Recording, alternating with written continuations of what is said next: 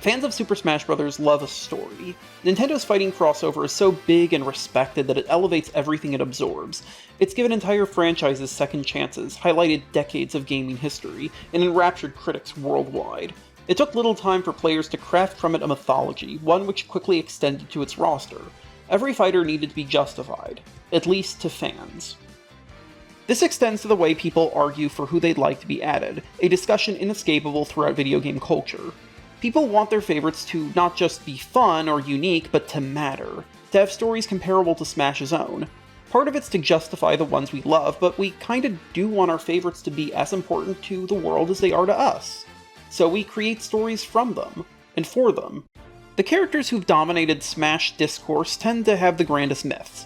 A dark, edgy icon who took our hearts not despite, but because they eschewed the norms of the family-friendly Nintendo. A hero from another company who could still be called a Nintendo character, one deserving of a seat. Someone from a spin-off, a game that's not supposed to matter, but who has so much personality that they became an icon just on that.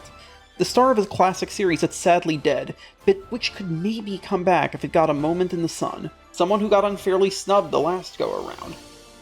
For the most hardcore of us, characters demand a narrative, one whose happy ending involves them joining the roster, and no one had a story bigger, or better, than Ridley's. The Terrible Pterosaur had a good debut, a boss in 1986's Metroid. He was weird and creepy, though less so than the game's labyrinthine world, but 8 years later, his role in Super Metroid was far greater. His boss fight was wilder, his size more intimidating, and his role, the villain who kicked off the plot, was meatier. He even got on the cover, menacing the heroine Samus Aran. This role, and a great sprite, was presumably what got him a cameo on Samus' stage in the first Super Smash Bros. But once again, his role expanded.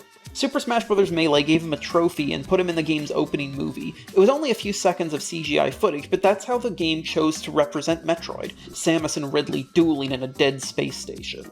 Fans were hooked, and why wouldn't they be? Ridley was scary and snarly, the kind of character you don't see much from Nintendo. So this darker-than-the-norm bad guy got new fans. And then something happened. Melee came out in 2001. A year later, 2 Metroid games were released, literally a day apart. The spooky Metroid fusion was popular, and Metroid Prime, a prequel that interpreted the series' 2D action as a first-person shooter, even more so. It was critically acclaimed and instantly became one of the most influential shooters of its day. After 8 years of nothing but Smash Bros. Appearances, the science fiction series was big again. Prime and Fusion kicked off Metroid's salad days, the period of its greatest cultural clout. In the 6 years after Melee, Metroid got a sequel. It got a remake of its first game. It got a prequel trilogy. It got 2 spin-offs of that trilogy. And Ridley was in 5 of the 7 games. The prequels gave him an even nastier cyborg form, while his appearances in Fusion and the remake Zero Mission made him tougher, meaner, and larger. He was never the main antagonist, but since these games, no one else has a better claim on arching Samus. No shock, then, that Ridley became one of the most requested newcomers for the third Smash game.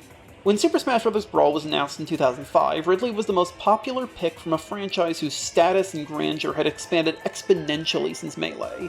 He stood alongside world-renowned icons like Mega Man, King Dedede, Wario, and Ryu as the fighters fans wanted most, and most vocally.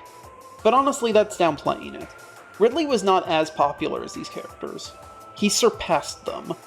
After the world-renowned Sonic the Hedgehog was announced in 2007, Ridley quickly became the people's choice. He was so expected and demanded that false leaks and claims kept including him. His not being in the roster didn't stop this. Ridley was still in the game, though, and with a role that only legitimized him further. He was not just one, but 2 separate bosses, the second using his Meta-Ridley form from Metroid Prime, in Brawl's story mode. A remix of his iconic boss theme was highlighted in the lead-up to launch. He was clearly important enough to Smash, and to its creator Masahiro Sakurai, but Sakurai, to the shock of many fans, hadn't considered him. When asked about him in an interview with Nintendo Power, a seemingly surprised Sakurai stated that he didn't think Ridley would work as a fighter. 6 years later, Sakurai more pointedly declined him for Super Smash Bros. For Nintendo 3DS and Wii U, and this time with an explanation. He felt that the dragon's massive size was central to his core as a monstrous, intimidating threat. Or, it wasn't an unfair concern. Mario's archenemy Bowser changes size all the time, but Bowser's a friendly brute. Ridley's supposed to be an engine of terror. The mid-2000s Metroid manga called him a cunning god of death.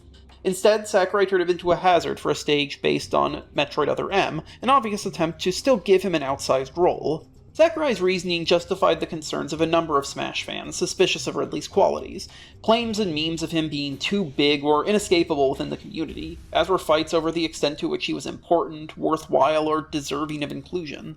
Debates like these are roundabout and not based on the way Sakurai even thinks of these fighters, but they also didn't keep Ridley from clutching the minds of fans in his claws. As the years went on, from Melee to Brawl to Smash 4, the villain became only more central to the crossover's fan-built cosmology. The extent of his notoriety made him as much of a Smash character as a Metroid one, irregardless of him not being playable. His disconfirmations were the stuff of news. People specifically reported on him not getting in. This made Ridley's eventual jump to the roster in Super Smash Bros. Ultimate, a game that tried to fulfill seemingly every fan dream, all the more dramatic. After considering his bottomless fan support, the team worked to make the Space Pirate fit. Inspired by his hunched posture in the first Metroid, where he was Samus' size, Ridley in Ultimate is in a constant crouch. He looks like he's about to pounce like a rabid dog at all times. And yet, he's still huge. One of his taunts makes a joke of this, where he just stands up to tower over the cast, but even normal Ridley is a giant. Sakurai stated that building him was a challenge, and you can imagine the team tweaking his size inch by inch until he was just right. Appropriately, that size helps define him. It's his core, at least its mechanical side. Ridley's limbs are big, his attacks are big, and most crucially, his hurtbox is big. It gives him incredibly wide-reaching moves, and it also makes him the game's single largest target.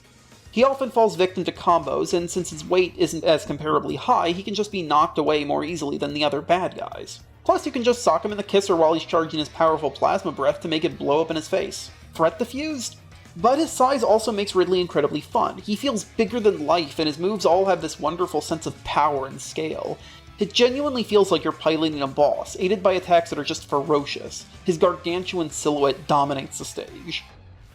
In keeping with Ridley's position as the fan favorite, his design also acts as a best of reel for his Metroid work. Alongside his smaller size for Metroid 1, his look draws primarily from his most famous appearance in Super Metroid, as well as that other M depiction Smash previously used. All his costumes show famous moments in his history, including one that turns him into Meta Ridley. Smash didn't just promote one boss, it promoted two. Even that weak spot for his plasma breath feels like a tribute, giving him a weakness straight out of Metroid Prime.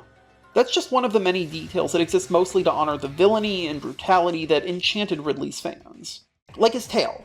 When Ridley's health got low in Super Metroid, he'd jump up and down the stage using his tail as a vicious pogo stick. It was weirdly frightening and memorable, so it was made into a central part of his moveset. Many of his attacks use his tail, whose tip hides a painful sweet spot.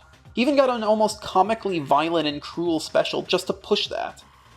Fitting for someone who plays with his food, Ridley's evil, and it informs how he fights. That's the second part of his core. Sakurai's goal with him was to create a fighter who was pure evil. Bowser and K. Rool can be silly, Sephiroth and Kazuya can be theatrical, but Ridley is always scary. Another special ties this all together, the Space Pirate Rush. Ridley's side special is really cool. You snatch your foe and drag them like a piece of meat. It's appropriately savage and fun. But its origin isn't from Ridley's history in Metroid. It's from Ridley's history in Smash. It hails from the villain's cutscenes in Brawl's story mode, so memorable that it was given homage in Metroid Other M and inexplicably Dead or Alive. Special moves are the most important and popular ones a character has, and it's telling that this one honors the time he spent in the crossover. Ridley's narrative, the bad guy who made good, doesn't end with him finally being in Smash. His frequent cameos made him a part of the series long before he formally entered, and his role coincided with a rise in his own games. When Ridley was officially revealed, at E3 2018 after the revelation that the entire roster had returned. It was exciting, huge, and fitting. Smash historically uses the spotlight of E3 to highlight newcomers from other companies, mascots known around the world. But that year, the newcomer that mattered most was him. After 20 years, Ridley finally got the good ending. Thanks for watching! If you liked this video, consider supporting us on Patreon. For our Patreons on screen, an extra special thank you. I'm Wolfman Jew, heading up script and narration, with AShadowLink having made this. With Ridley, we've highlighted a fighter from every iteration of Smash Bros., so from here on out, we'll be exploring fighters on our own path. For now, remember to return to the source.